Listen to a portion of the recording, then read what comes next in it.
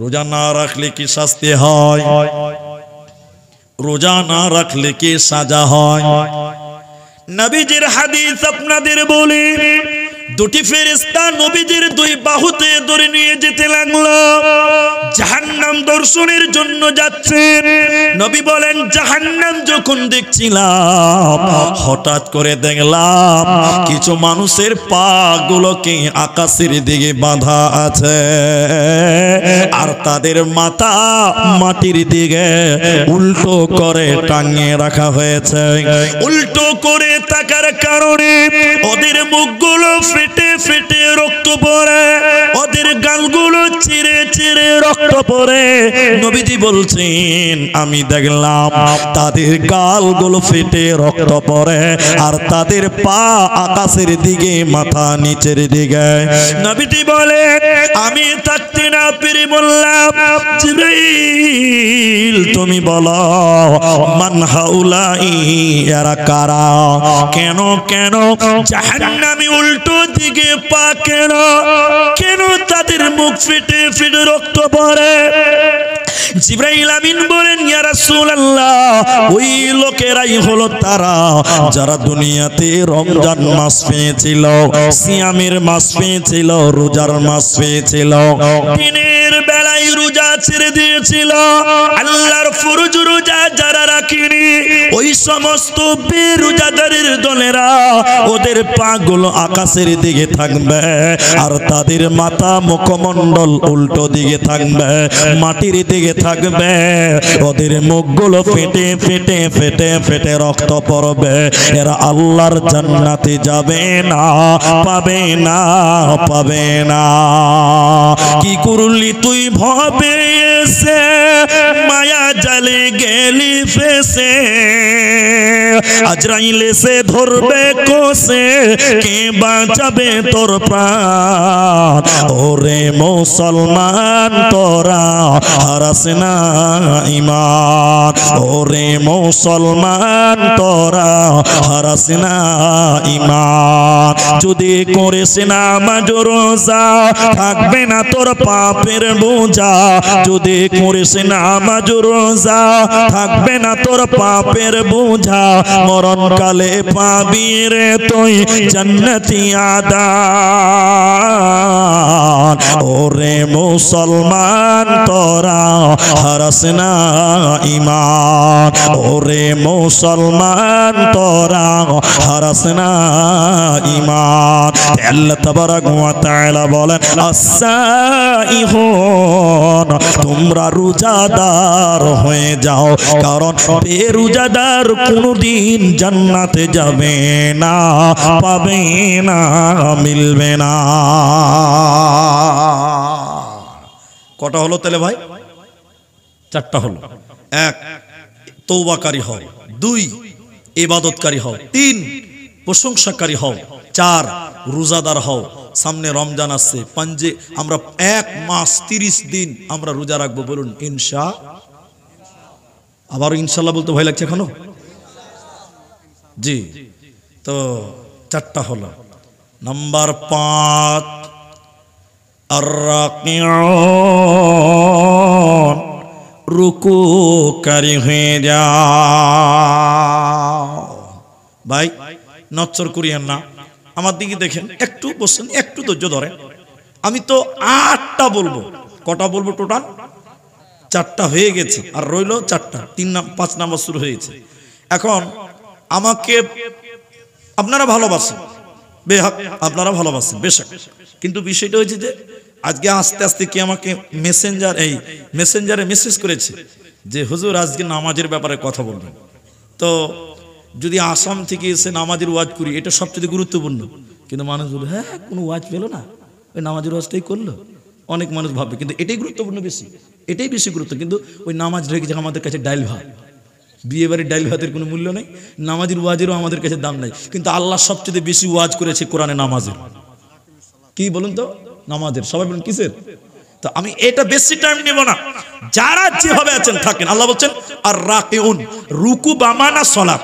সালাত বা মানায় রুকু। কেমন? আল্লাহ কোরআনে বলছেন ওয়ারকাউ মা'আর রাকিঈন, তোমরা রুকুকারীদের সঙ্গে রুকু করো, মানে তোমরা জামাতে নামাজ কায়েম করো। কথা বুঝতে পারলেন? আচ্ছা, নামাজের গুরুত্ব এত কেন? কেন? জান্নাতি কোনোদিন বেনামাজি হতে পারে না। আমার একটা কাগজ দেন দেখি, ছোট্ট একটা কাগজ দেন, যে কোনো ওইটাই দেন, বাস ওইটাই দেন, হয়ে গেছে, ওইটাই দেন না, আমি ছিড়ব না। আপনারা আমার দিকে দেখেন, এই উদাহরণটা শুনেন, বক্তব্য একদম পানির মতন সোজা হয়ে যাবে। আমি জালসা থেকে নেমে নামার সময় এরকম একটা কাগজ আমার পকেট থেকে বের করছি, আমার দিকে দেখেন, দেখেন, দেখার আছে, পকেট থেকে কাগজটা বের করলাম, আমি আমার মুরব্বী সভাপতিকে দিলাম। তো বলছি এটা কি আছে? এটা হলো ভিজিটিং কার্ড। আপনারা হ্যানা বলেন, ভিজিটিং কার্ড বুঝেন কিনা? হ্যানা বলেন মানে এখানে আমার অ্যাড্রেস, বর্তমান মোবাইল নাম্বার, আমার কি বিজনেস আছে ওগুলো সব থাকে। এবার উনি বলছে যে এই কার্ড দিয়ে কি হবে? আপনার নাম্বার তো ফেসবুক ইউটিউবেই পাওয়া যায়। তো বলছি না, আপনাদের এই 5টা 6টা লোক আপনাদের আমার বাড়িতে দাওয়াত, জানুয়ারির 15 তারিখ আমার বাড়িতে আপনাদের নিমন্ত্রণ। কেন? এমনি। তো ইনি বলছেন হ্যাঁ এত দূর কি আর যাওয়া যাবে? বিরক্ত লাগছে, একটু শুনেন, কাজে আসবে। এত দূর যাওয়া যাবে? তো উমার ফারুক চ্যাংরা মানুষ বলছে হ্যাঁ এটা যাওয়া কোনো ব্যাপার হলো? ডালখোলাতে ট্রেন ধরবো, গুয়াহাটি নেমে যাও, সুজা হিসাব। মানুষ চ্যাংরা মানুষ, ওর ফুর্তি আলাদা। কথা বুঝতে পারছেন কিনা? তা আমি বলছি যে সহজ, এখান থেকে গুয়াহাটি ঢোকার আগে আমাকে ফোন করবেন, নাম্বার আছে, আমি ড্রাইভার গুয়াহাটি স্টেশনে পাঠিয়ে দিব, ডাইরেক্ট চলে যাবে। এরা খুব খুশি। আচ্ছা 15 তারিখ ডেকেছি, মানে 14 তারিখে বের হতে হবে রাতে এদেরকে। আমার কথা ভালো করে বুঝেন। এরা যখন ট্রেনে উঠলো, মাওলানা সাহেব আমাকে ফোন করছে, মাওলানা আমরা 7 জন উঠে গেছি। চলে আসে, বলুরও পাঠাবো, 8 জন চলে আসবে। এরা তো খুশিতে রাতটা পার করলো। পরের দিন দুপুর 3টের সময় গুয়াহাটি ঢুকবে। গুয়াহাটি ঢোকার আগে বলছে এই মাওলানাকে ফোন কর, ড্রাইভার পাঠাবে। ভালো করে দেখেন, আমাকে যখন ফোন করছে মোবাইল বলছে আপনার ডায়াল করা নাম্বারটি সুষ্ঠু আছে। কেমন লাগবে? কলিজাটা খানি ধারাক ধারাক করবে যে ফাঁকি মারলো মনে হয়, জি মনে হবে কি হবে না? হ্যাঁ না বলে? তো উমার ফারুক বলছে মোবাইলটা কোনো কারণে বন্ধ হতেও পারে, ওর বুঝতে পারছেন কিনা ব্যাপারটা আলাদা। এবার বলছে ফোনে তো পাই না। বলছে আরে কাগজে দেখেন ওনার বাড়ির ঠিকানা, দোকানের ঠিকানা আছে, এটা ড্রাইভারকে দিলেই তো নিয়ে যাবে, যাবে না? তো স্টেশনে নেমেছে, ড্রাইভারকে বলছে ভাই বক্তা আব্দুর রহমানের বাড়ি যাবো। সবাই চিনে আমাকে, কথার মানে বলছি। এবার ঠিক বাড়ির ঠিকানায় প্রথমে গেছে, মাওলানা আব্দুর রহমান বাড়িতে আছেন? আমার পরিবার বলছে কে? বলে আমরা দিনাজপুর থেকে এসেছি। বলছে না দোকানে আছে, এখানে আমার দোকানের নাম্বার ঠিকানা আছে। ট্যাক্সির ড্রাইভারকে বলছে ভাই তাড়াতাড়ি দোকানে চ। গাড়ি দোকানে ঘুরিয়ে নিয়ে যে দেখছে আল্লাহর কারিশমা দোকানে শাটার লাগা। কেমন লাগবে ভাই? ই তখন কইছে যে এর লিগে আসতে চাইছিল না। আবার বাড়িতে গেছে, বড় বাড়ি এলেন, নাই দোকানে আছে। আবার দোকানে, সেই দোকান আর মাকান, মাকান আর দোকান, দোকান আর মাকান। ইনি বুড়া মানুষ কান ধরে বলছে ভাই জীবন আর আশা আসবো না ভাই। এমন সময় মসজিদে আজান দিচ্ছে, হাইয়া আলাস সালাহ। তখন বলছে যাক পাইলে পাবো, না পাইলে না পাবো, নামাজটা তো পড়ি, বিদেশে এসছি যখন। এরা দেখেন মুসাফির মানুষ, অপরিচিত জায়গা, মসজিদে উজু করছে, জামাত চালু হয়ে গেছে। এরা পেছনে যে নামাজ শুরু করেছে, মনে মনে বলছে জীবনও আসবো না ভাই, জান কয়লা হয়ে গেছে। সালাম যে ফিরেছে, সামনে কাতারে তাকিয়ে দেখছে মাওলানা আব্দুর রহমান ইমামের পেছনে নামাজ পড়ছে। একজন দার্শনিক বলছেন, একজন ইমানদার গবেষক বললেন, একজন জান্নাতি ব্যক্তিকে দোকানে মাকানে মাকানে খুঁজে কোনো লাভ হবে না। লোকটা যদি পরেশগার জান্নাতি হয়, নামাজের টাইমে তার মসজিদে তাকে পাওয়া যাবে। কারণ সুসংবাদ, জান্নাতি লোক কোনোদিন বেনামাজি হতে পারে না, পারে না, পারে না। আল্লাহ তাবারাক ওয়া তাআলা বলেন আর রাকিউন, রুকুকারী হয়ে যায়। আবার অনেকের নামাজ আল্লাহর কাছে কবুল হয় না, আছেন এরকম লোক? দেখবেন মজার জিনিস, আপনাকে আর 1 মিনিট লাগবে না, 1 মিনিটও লাগবে না। শুনেন, একটা লোক ফেরি করে বেড়াচ্ছে, ফেরি ফেরি ফেরি, বুঝেন তো? হকারি করে, হকারি, হকার বুঝেন কিনা? তো ওই আগেকার ওই 1100-1200 মডেলের নোকিয়া মোবাইল দেখেছেন? নোকিয়া মনে নাই? টুং টুং করে বাজতো, এখন তো অস্তিত্ব নাই। তো একদিন আসরের জামাত শেষ হয়ে গেছে মসজিদে, আমিও নামাজ ছুটে গেছি, পরের জামাতে নামাজ পড়ছি। তো আমি নামাজ পড়ছি, একজন ইমাম আছে, দ্বিতীয় জামাত চলছে মসজিদে। এটা হকার কাপড়ের ফেরি করে বেড়ায় গ্রামে, ও কোথাকার লোক আছে আল্লাহ মাহমুদ জানে, এরকম। এদিকে দেখেন, এখানে পকেটের মোবাইলটা আছে, রুকুতে গিয়েছে নামাজে, আর রুকু থেকে যে বলছে সামি আল্লাহু লিমান হামিদা, টুং টুং করে ফোন বেজেছে, বুঝলেন? যে রুকু থেকে দাঁড়িয়েছে ফোন চলে এসছে, ও তখন ওই ফেরি করানেওয়ালা লোকটা পকেট থেকে মোবাইল বার করে রিসিভ করে বলছে, হাগো নামাজটা পড়তে দাও। আচ্ছা বলুন তো ভাই, এর নামাজ কবুল হবে? কোনোদিন হবে না। রুকু থেকে উঠে কথা বলছে, তা আবার ফোনে, কি করে হবে? তাহলে 5 নাম্বার বাধ্যতামূলক, আউয়ালু মা ইউহাসাবু বিগিলাব, কিয়ামতের দিন সর্বপ্রথম মানুষকে নামাজের কথা বলা হবে। এজন্য মুসলমান নামাজি হয়ে যাও, জান্নাতে কোনোদিন বেনামাজি হবে না। 6 নাম্বার শুনেলেন, একটা বলবো ধৈর্য হারা হয়েন না। 6 নাম্বার আল্লাহ বলেন আস-সাজিদুন, সাজদাকারী হয়ে যাও। সাজদা শুধুমাত্র কেবলমাত্র একজনকে সাজদা করব, তিনার নাম সবাই বলুন আল্লাহ। আল্লাহ ছাড়া অন্য কাউকে সাজদা করা বলুন যাবে না। নবীদের হাদিস মায়েরা বেটিরা শুনেন, নবী বলেন মানুষে যদি মানুষকে সাজদা করার অনুমতি দিতাম, তাহলে আমি প্রত্যেকটা মেয়েকে বলতাম তোমরা তোমাদের স্বামীকে সাজদা করো, মানুষে মানুষকে সাজদা করা যাবে না। তাই আল্লাহ কোরআনে বলেন আস-সাজিদুন, তোমরা শুধু আমি আল্লাহকে সাজদা করো, অন্য কাউকে সাজদা করা যাবে না। এখন কোমরে লাগছে নাকি ভাই?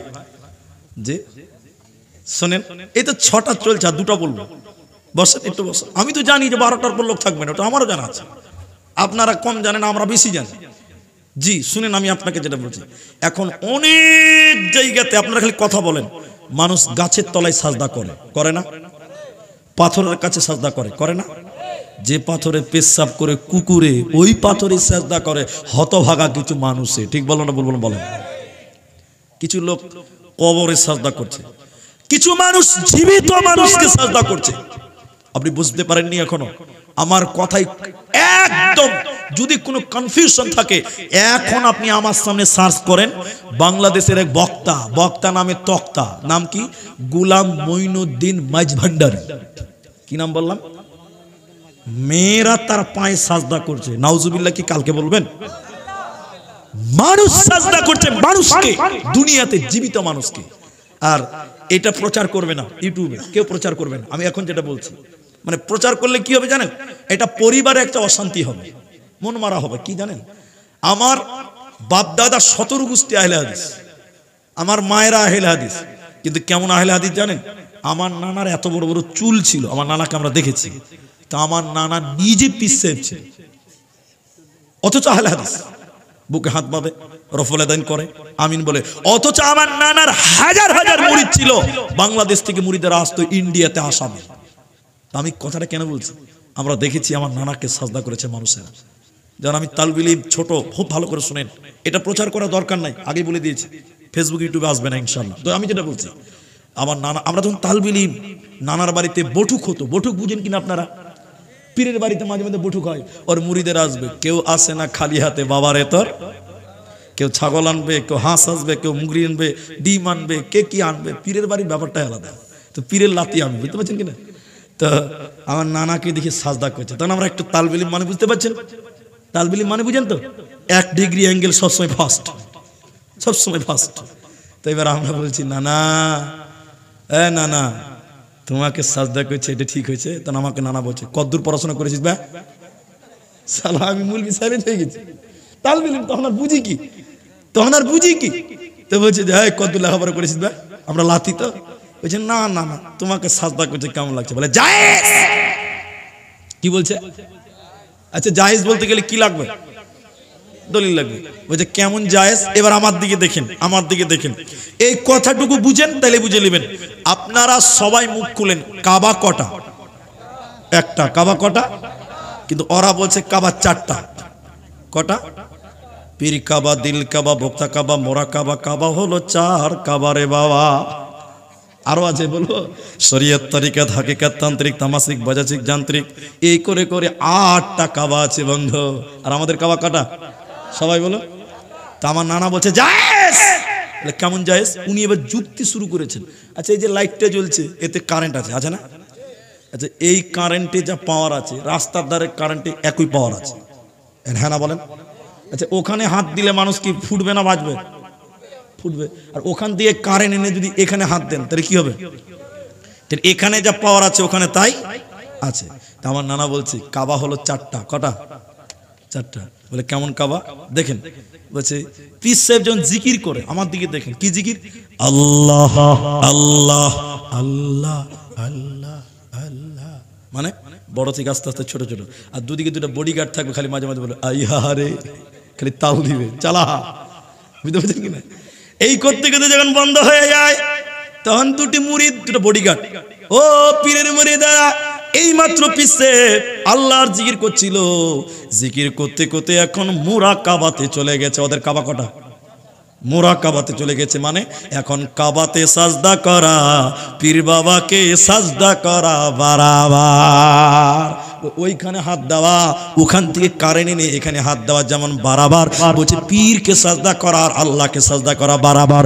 তখন মানুষেরা পীরকে সাজদা করলো, মুশরিক হলো, গুনাহগার হলো। আল্লাহ কোরআনে বললেন শোনো, আস-সাজিদুন, একমাত্র কেবলমাত্র আমি আল্লাহকে তোমরা সাজদা করবে, পৃথিবীর কাউকে সাজদা করা যাবে না, যাবে না, চলবে না। নাম্বার 7, আমাদের দেখেন, আল-আমিরুনা বিল মারুফি ওয়ান নাহুনা আনিল মুনকার। সৎ কাজের আদেশ করো, অসৎ কাজের নিষেধ করো, ভালো কাজের আদেশ করো, মন্দ কাজের নিষেধ করো। এখনকার মানুষ কেউ মন্দ কাজের বাধা দেয় না, ঠিক বলো না ভাই? কিছু কিছু মানুষ ভালো কাজে আদেশ করে কিন্তু মন্দ কাজে কেউ বাধা। আমার কথা বুঝতে পারছেন কিনা জানি না, এখন বুঝতে পারবেন। এই আপনাদের জুমা মসজিদ কোথায় আছে ভাই? এখানে আছে না? মসজিদের ইমাম সাহেব আসরের নামাজ পড়েছে, আর মসজিদের রাস্তার ওই পারে কয়েকটা ছেলে বড় বড় গান বাজাচ্ছে আর ক্রাম বোর্ড খেলছে, গান গান আর ক্রাম বোর্ড। তো মুলি সাহেব এরকম বয়স্ক মানুষ যাদের আছে তাদেরকে বলছে, চাচা ভালো করে দেখেন, চাচা চলেন যাই, এটা মানা করি গে। আপনারা যদি সাথে থাকেন আমি বলবো, আমি মুলি মানুষ, চলেন চাচা একটু বলি গে। চাচা বলছে, হ্যাঁ মুলি সাহেব, খানো কাজ হাওয়ালা করে লাভ কি? ঠিক বললাম না ভুল বললাম? বলেন। চাচা মুখ বেকা করে, কি লাভ হবে, খানো কাজ হাওয়ালা করাই হবে। খানিকক্ষণ পরে ওই চাচারি পোঁতা দৌড়তে দৌড়তে এসে বলছে, দাদু তোমার টমাটোর ভুঁইয়ের জমিরুলের বকরি ঢুকেছে। বলছে কোন শালাবে? দেখছি ওকে কি করা যাচ্ছে। দেখছেন খালি বলছে টমাটো লেগেছে, কোন শালা? গলের ভোল্টেজ দেখছেন 5G স্পিড চলে এসছে। আর যেই বলেছে চলেন রে বা, কি দরকার ওসা। ঠিক বলো না ভুল বলো? বলো। কেউ দিনের কাজ করবে না। একটাই হাদিস আপনাকে বলবো, বাস, বেশি টাইম নেব না। কথাটা কি? আপনারা দুতলা পানির জাহাজ দেখেছেন? দুতলা পানির জাহাজ মোবাইলে দেখেছেন? হাওড়াতে আছে, হাওড়াতে পাবেন, হুগলি নদীর উপরে চলে। আমি নিজে দেখেছি। নবী একটা উদাহরণ দিয়েছেন, হাদিসটার রাবি নুমান বিন বাসির। আমার দিকে দেখেন, 3 মিনিট আমার দিকে তাকান। দুতলা পানির জাহাজ নবীজি উদাহরণ দিয়েছেন, বুখারী হাদিস। আল্লাহ রাসূল বলছেন, তো নিচতলায় কোনো খাবার নাই, যা আছে উপরে। বুঝতে পারলেন? নিচতলার লোকের একটা পানির পিপাসা লেগেছে, পানি পিপাসা। হাজার পানিতেও পানি পিপাসা লাগে, লাগে না? উপরে পানি আছে, এদিকে দেখেন, এই কি করছো? বসো। পানি পিপাসা লেগেছে, নিচতলায় পানি তো নাই, আছে কোথায়? উপরতলাতে। উপরতলার দরজায় লোকটা এসে বলছে, দরজা খোল, পানি খাবো। ভাই কেউ যদি ঘুমায় তাহলে তাকে জাগানো যাবে, কিন্তু কেউ যদি জেগে জেগে চোখ বন্ধ করে থাকে, এই ঘুম ভাঙবে, কিয়ামত হবে, কিন্তু ঘুম ভাঙবে। ও তো জেগে আছে রে ভাই, চোখ বন্ধ করে আছে, দরজা খুলবো না। একটা লোক এসে বলছে, তোমার নিচে জায়গা, তুমি উপরে ঠক ঠক করছো কেন? বলছে ভাই পানি পিসা লেগেছে, গলা শুকিয়ে গেছে, পানি নাই, দেখো চেষ্টা করো। অনেকক্ষণ দরজা থাপড়ালো, খুললো না।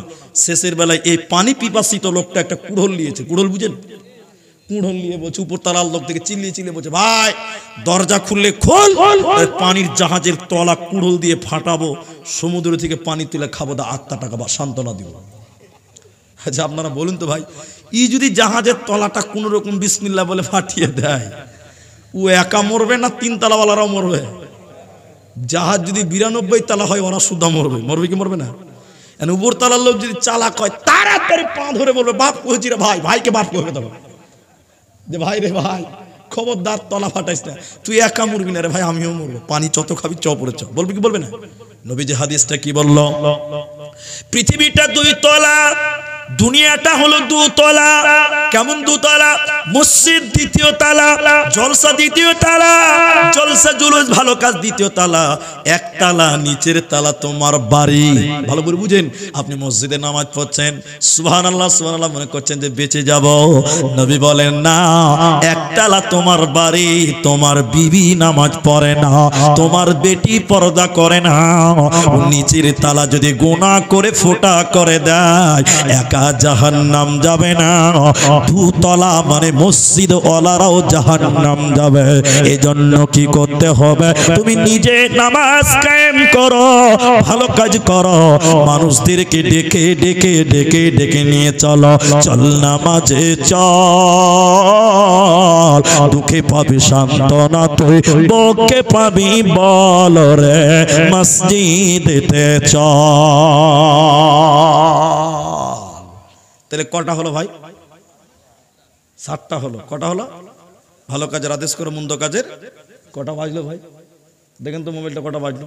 বলছেন আরো 1টা বাকি আছে, 8টা বলবো। কটা বলবো বললাম? আরেকটা 11:40। তাহলে আমার ঘড়ি ঠিকই আছে। শুনলেন 8 নাম্বার আল্লাহ বলছেন এইটাই যথেষ্ট আজকের জালসার জন্য। কি আছে আল্লাহ কোরআন বলছেন? ওয়াল হাফিজুনা লিহুদুদিল্লাহ। ভাই মাঝখানে একটা কথা বলে নেই, আপনারা যেটি মানুষ আছেন, আপনি 12টার পর তো ঝড় চালু হবে, তো এখন 40 বাজে, আপনারা আধা ঘন্টা টাইম বসতে হবে, কেউ উঠিয়েন না। একবার বলুন ইনশা। পেছনের লোকটি বললো না, ভাবছে তাড়াতাড়ি ছাড়েন, বলেছে বাড়ি যাবো। একবার বলুন ইনশাআল্লাহ। যারা দাঁড়িয়েছেন তারা বলেন ইনশাআল্লাহ।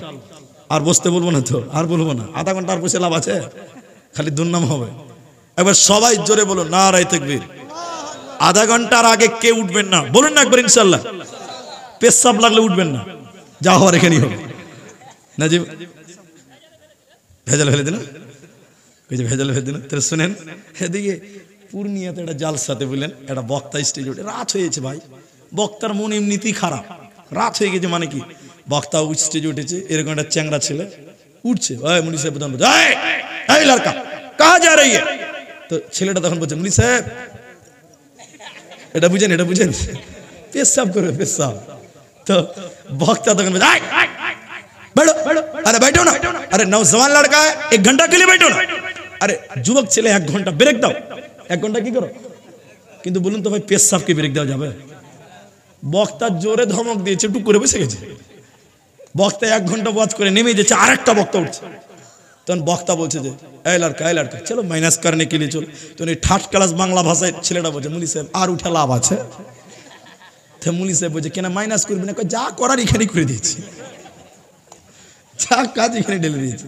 তো ভাই পেশাবকে আটকানো যাবে না। তো তারপরেও আধা ঘন্টা টাইম চেষ্টা করেন, আমরা সবাই একসঙ্গে দোয়া করে দোয়া পড়ে উঠবো, বলুন ইনশা। 8 নাম্বার আল্লাহ বলেন, ওয়াল হাফিজুনা লিহুদুদিল্লাহ। হুদুদ মানে হলো বর্ডার। ভারত বাংলাদেশের বর্ডার আছে, ওই বর্ডারকে রক্ষা করার জন্য বিএসএফ আছে। কি আছে? বিএসএফ। সংবাদ পড়েন কিনা জানি না, বর্তমান বর্ডারের অবস্থা খুব খারাপ। শুনেলেন আল্লাহ কোরআনে বলছেন হুদুদ মানে বর্ডার, বর্ডারটা ভারত আর বাংলাদেশের নয়।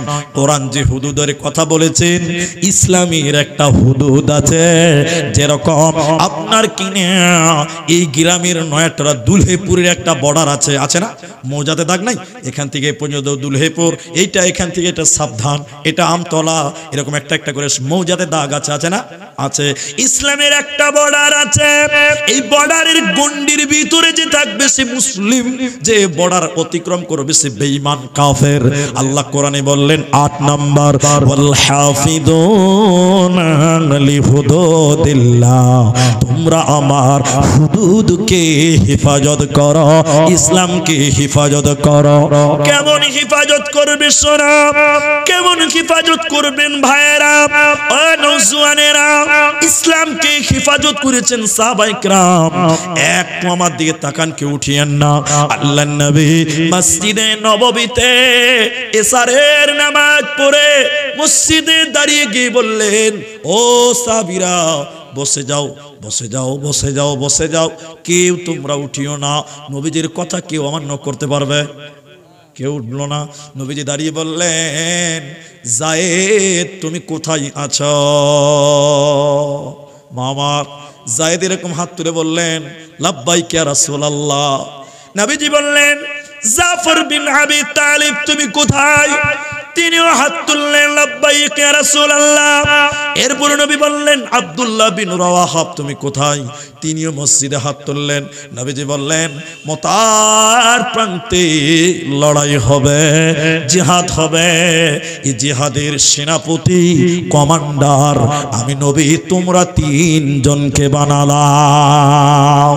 ইসলাম রক্ষার জন্য লড়াই হবে, আল্লাহর কোরআনকে রক্ষার জন্য, রক্ষার জন্য জিহাদ হবে। তোমরা 3 জন কমান্ডার, তোমরা 3 জন যখন শহীদ হয়ে যাবে তখন 4র্থ জন তারা পরিবেশ দেখে বানিয়ে নেবে। তোমরা যাও, তোমরা যাও, বাড়ি থেকে পরিবারের সঙ্গে সাক্ষাৎ করে এসো। এই এই বাবু পেশাব লেগেছে তোকে, বস বসো। মাঝখান থেকে উঠছো। এবার আল্লাহর নবীর সাহাবীরা 3 জন বাড়িতে যেতে লাগলেন। হযরতে যায়েদ তিনি কাঁদতে লাগলেন, আল্লাহর নবী কার কাছে যাব? কেন? যায়েদ নবীজির কাছে মানুষ হয়ে গেছিলেন। লম্বা আলোচনা, আমি সেদিকে যাব না, যায়েদের ইতিহাস বলতে গেলে অনেকক্ষণ লাগবে। শুনেলেন, শুনেলেন জাফর বিন আবি তালিব বাড়িতে ছোট ছোট কচি কাঁচা বাচ্চা ছিল। বিবিকে যে বললে, বিবি রে, নবী আমাকে যুদ্ধের 2য় সেনাপতি বানিয়েছে, বিবি ক্ষমা করিও, ধৈর্য ধরতে পারলে জান্নাতে মুলাকাত হবে। বিবি আমি মরে যাওয়ার পর, শহীদ হয়ে যাওয়ার পর আমার ছোট ছোট কচি কাঁচা বাচ্চাগুলোকে আমার রাস্তাটা দেখিয়ে দেবে। বিবিরে ছেলেদেরকে বলিও, এই রাস্তায় তোর বাপ জীবন দিয়েছে, ইসলামের রাস্তাটা তুমি দেখিয়ে দিও। 3 নাম্বার সেনাপতি আব্দুল্লাহ বিন রাওয়াহা, তিনি নতুন বিয়ে করেছে, এখনো বিবির সঙ্গে মিলন হয়নি। বিবি বাসুর করে বিন বিন করে কোরআন পড়ছে, এশারের নামাজ পড়তে এসেছে। দরজায় যে বলছে, বিবি রে কোরআনটা বন্ধ করো। বাসুর ঘরে কোরআন তেলাওয়াত করছে, বিবি রে কোরআনটা বন্ধ করো, তুমি আমাকে ক্ষমা করে দিও, মোহরানা দিয়েছি কিন্তু হক আদায় করতে পারিনি। নবী আমাকে যুদ্ধের 3য় সেনাপতি বানিয়েছে। বিবি আমার, ধৈর্য ধরতে পারলে জান্নাতে মুলাকাত হবে। তুমি যদি ধৈর্য ধরতে পারো, সাবার করতে পারো, জান্নাতে মুলাকাত হবে। বিবি রে আমার, তুমি আমাকে ক্ষমা করে দাও। বিবি বলছে, স্বামী আমার, একবার কি ঘরে আসবেন না?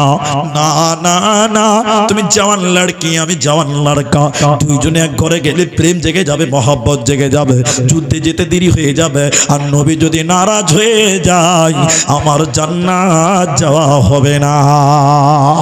লম্বা ইতিহাস শুনেলেন। যুদ্ধে চলে গেল, জমজমাট জিহাদ চলছে। বেঈমানেরা একজন সাহাবীর কমান্ডারের ডান হাত কেটে ফেলে দিয়েছে, এক কুদ্দে ডান হাত কেটে দিয়েছে। ডান হাতে শুধু চামড়াটা লেগে আছে, হাড্ডি পর্যন্ত কেটে গেছে, লালবাল লালবাল লালবাল করছে। এবার সাহাবী কি করলেন? তার হাতকে এরকম ভাবে দেখলেন, পায়ের তলে রেখে টান দিয়ে হাতকে ছিঁড়ে ফেলে দিল। বাঁ হাতে কালেমার পতাকা, বাঁ হাতে তলোয়ার নিয়ে যুদ্ধ করছিল। বেঈমানেরা সাহাবীটির বাঁ হাত এক কূপে কেটে দ্বিখণ্ড করে দিয়েছে। সাহাবী পড়ে গেছে, যুদ্ধের সেনাপতি দেখতে পাওয়া যায় না, সাহাবীরা জিহাদের ময়দানে কমান্ডার খুঁজে পায় না।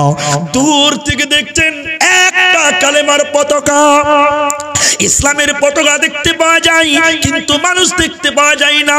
সাহাবীরা দৌড়তে দৌড়তে এসে দেখলেন একজন কমান্ডারকে বেঈমানেরা হাত পা কেটে টুকরো টুকরো করে দিয়েছে, পড়ে রয়েছে। তখনও দাঁত দিয়ে কামড়িয়ে ইসলামের পতাকা উত্তোলন করেছিল, ইসলামের পতাকা মাটিতে পড়তে দেয় না। সাহাবীরা সেখানে গিয়ে দেখলো এবং তিনি তখনও ছটফট করছে আর বলছে, আমার নাকে জান্নাতের ঘ্রাণ মনে হচ্ছে পাচ্ছি, নবীকে আমার শেষ সালামটা দিয়ে দিও। তিনি জীবন দিয়েছে সাহাবী, কিন্তু ইসলামের পতাকা, কালেমার পতাকা জমিনে পড়তে দেয় না। আমার আল্লাহ বলেন, ওয়াল হাফিযুনা লিহুদুদিল্লাহ, তোমরা আমার হুদুদকে রক্ষা করো, ইসলামটাকে রক্ষা করো। কি দিয়ে রক্ষা করবেন? আল্লাহ বলছেন, আমওয়ালিহিম ওয়া আনফুসিহিম, নিজের জান দিয়ে তোমরা ইসলামকে রক্ষা করো। আজকে জান লাগবে না, ওয়া আমওয়ালিহিম, মাল দিয়ে রক্ষা করো। ভাই উঠিয়েন না, খুশি হয়ে আছে, আমি খুশি আলহামদুলিল্লাহ। একটা লোক উঠিনি আলহামদুলিল্লাহ। আর মাত্র 21 মিনিট টাইম বাকি আছে। এই চাদর, এই চাদর, এই তালবিলিম, এদিকে এসো, এদিকে এসো। এই মোবাইল কার বাচ্চা বন্ধ করেন। বাবজি আমি একটু দোয়া করব, আমাকে জালসার কাগজ দেন এবার। না ইস্তেহার না এখানে, আপনারা কে উঠবেন না, দান দিবেন না, দিতে হবে না। আপনি যে না দেন, আপনার গলা টিপে নিতে পারবো? জোরে বলুন না। আরে ছাড়েন, বাদ দেন, আমি যেটা বলছি দেন, উপরেরটা দেন, বাস বাস, আমি এটা খালি দেখবো। হ্যাঁ, তো শুনেন, মসজিদের উন্নতি গল্পে জ্বলছে। তো আমি আপনাদের একটা কথাই খালি বলবো, এখানে অনেক মানুষ অনেক আশা নিয়ে এসেছেন। কেউ কারো বাবা নাই, তার জন্য টাকা দিয়েছেন, কেউ মা নাই, তার জন্য টাকা দিয়েছেন। আছেন এরকম লোক?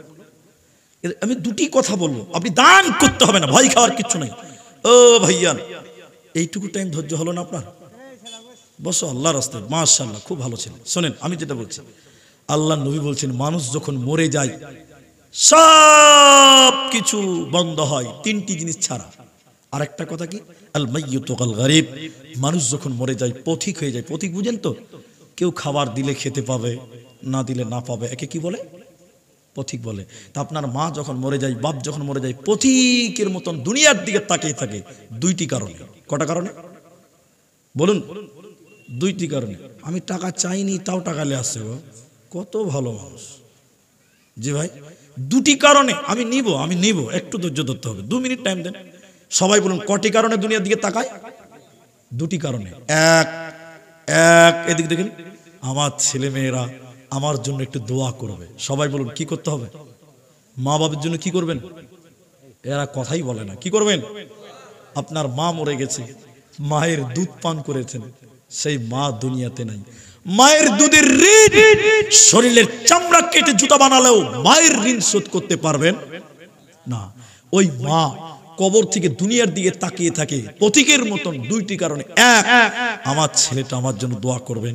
এজন্য মাঝে মধ্যেই মা বাপের জন্য একটু দোয়া করবেন। তাদের কিচ্ছু করতে পারেননি, ঋণ কোনোদিন শোধ করতে পারবেন না। আপনার বাপ গরিব মানুষ ছিল, কষ্ট করে পরেশ বাড়ি খেটে আপনাকে মানুষ করে গেছে, তাদের ঋণ কোনোদিন শোধ হবে না। এই জন্য মা বাপের জন্য সবাই একটু দোয়া করবেন, বলুন ইনশাআল্লাহ। এটাই তারা পায়। আমি আপনার মায়ের জন্য বাপের জন্য দোয়া করব, একটু বসেন, উঠিয়ে না। দুই, তারা দুনিয়ার দিকে তাকিয়ে থাকে কেন? তারা তাকিয়ে থাকে আমার ছেলেরা, আমার মেয়েরা আমাদের জন্য সাদকা করবে, দান করবে। কি করবে? সাদকা করবে। আপনার মা, আপনার আব্বা আজকে তাকিয়ে আছে দুলহেপুর মসজিদের জলসা, হয়তো আমার ছেলেটা দান করবে। কি লাভ, কি লাভ? আল্লাহ নবী বলছেন, মরা মানুষের জন্য যদি কেউ দান করে, সঙ্গে সঙ্গে কবরের শাস্তি আল্লাহ বন্ধ করে দেয়। বলুন সুবহানাল্লাহ। এত শিওর? জি। আল্লাহ নবী বলছেন আগুনে পানি ঢেলে দিলে যেমন আগুন নিভে যায়, মৃত ব্যক্তির জন্য দান করলে সঙ্গে সঙ্গে কবরের শাস্তি বন্ধ হয়ে যায়। বলুন সুবহানাল্লাহ। তাই কেউ উঠবেন না, কেউ উঠবেন না। আমি আপনার মায়ের জন্য, বাপের জন্য দোয়া করব, আর এই মসজিদের জন্য যাকে চাইবো তিনি উঠবেন, বাকি কেউ উঠবেন না। এইখানে যেটি মানুষ আছেন, দাঁড়িয়ে থাকা থেকে শুরু করে বসে থাকা থেকে শুরু করে, একজন মানুষ যে বলবেন আমি আমার মায়ের জন্য, আমি আমার আব্বার জন্য ৫,০০০ টাকা দান করব, এইরকম একজন মানুষ, একজন প্রথম নাম্বার হাতটা তুলেন, এখানে আসেন, মুসাফা করব, তার জন্য দোয়া করব। ৫,০০০ টাকা এখন পারবেন তো এখন দেন, না পারবেন তো পরে দেবেন। আমাকে দেন, আমাকে দেন। কি নাম আপনার? আব্দুস সামাদ। ১,০০০ টাকা দিয়েছেন। ৫০ কেজি রডের দাম লাগভাগ ৪,৫০০, ৩,৫০০ টাকা হবে। যাই হোক, আমি দোয়া করছি। মা বাবা আছে আপনার? মারা গেছে। বসেন, আপনি দোয়া পাবেন আমার কাছে। হানিফ খালু ১০০ টাকা আর ওই চাঁদি দিল। আচ্ছা, আর আপনার মা বাবার নামে, মায়ের নামে আপনার ১,০০০ টাকা দিয়েছে। ঠিক আছে, একজন ওনার খালু দিয়েছেন, তো আমি দোয়া করছি। চাঁদি দিয়েছে, ১০০ টাকাও দিয়েছে। ভাই, একটা লোক ৫,০০০ টাকা চেয়েছি, একজন, নিজের মায়ের জন্য, বাপের জন্য। আপনাদের ভিতর থেকে একটা লোক খালি বলেন যিনি ৫ দিবেন তিনি আছেন। একজন লোক পারবেন না ৫,০০০ টাকা? একটা লোক। আপনি কি ভাবছেন যে আপনি খুব চালাক মানুষ? না, মা বাপকে দিতে পারেননি, দিবেন, দুনিয়াতে আল্লাহ বরকত দিবে, মরার পর আল্লাহ আপনাকে উত্তম বিনিময় দান করবেন, জাযায়ে খায়ের দান করবেন। তাই আমি এই মসজিদটার জন্য একজন প্রথম নাম্বার ৫,০০০ টাকা চেয়েছি। ১,০০০, ১,৫০০ যা দিবেন দিবেন, কিন্তু ৫,০০০ টাকা আমি একজন মানুষের কাছ থেকে নেব। মোড়ল সাহেবের মাথা ইন্তেকাল হয়ে গেছে, 5টা তাবিজ মায়ের জন্য, 2টা আংটি। এখানে মোড়ল সাহেবের মা ইন্তেকাল, তার জন্য লাখমাছি দিয়েছে, চাবিজ দিয়েছে, বালা দিয়েছে, সোনা গয়না দান। আমি দোয়া করি তার মাকে যেন আল্লাহ ক্ষমা করেন, আল্লাহ তার মায়ের কবর শাস্তি যেন মাফ করেন। বলুন আল্লাহুম্মা আমিন। আমিন বলেন। আল্লাহুম্মা গফির লাহু ওয়ারহামহু। ভাইজান, এগুলো দান আপনারা দিচ্ছেন। বোম্বাই থেকে ১,০০০ টাকা দিয়েছেন, কিন্তু ৫,০০০ টাকা আমি একটা মানুষ চেয়েছিলাম। আজকের এই ময়দানে কেউ কি নেই যে ভাই আমি আমার মা বাপকে কিচ্ছু দিতে পারিনি, যান ৫,০০০ টাকা আমি দিলাম। এখন যদি না পারেন নামটা অন্তত প্রকাশ করেন যে আমি দিচ্ছি ৫,০০০ টাকা, পরে দিব, এখন নাই কাল দিব, কাল নাই ১০ দিনের মধ্যে দিব। এইরকম যদি একটা লোক থাকেন, ৫,০০০ টাকা, আল্লাহ আপনাকে ভালো রাখবেন, সুস্থ রাখবেন, আল্লাহ আপনার পরিবারের সুখ দিবেন, শান্তি দিবেন, আল্লাহ আপনার কামায়ে রুজিতে বারাকা দান করবেন। আর বিদেশ থেকে একজন দিয়েছেন ১,০০০, বোম্বাই আছে, আল্লাহ তুমি তার দান কবুল ও মঞ্জুর করো। আমরা সকলেই বলি আল্লাহুম্মা আমিন। কি নাম ভাই? কি নাম? মুসিবুর রহমান। ৫,০০০ টাকা সূরাতুন নেসা, ৫০০ টাকা, বাবা, ছেলে, স্ত্রী, ৩ জনের জন্য।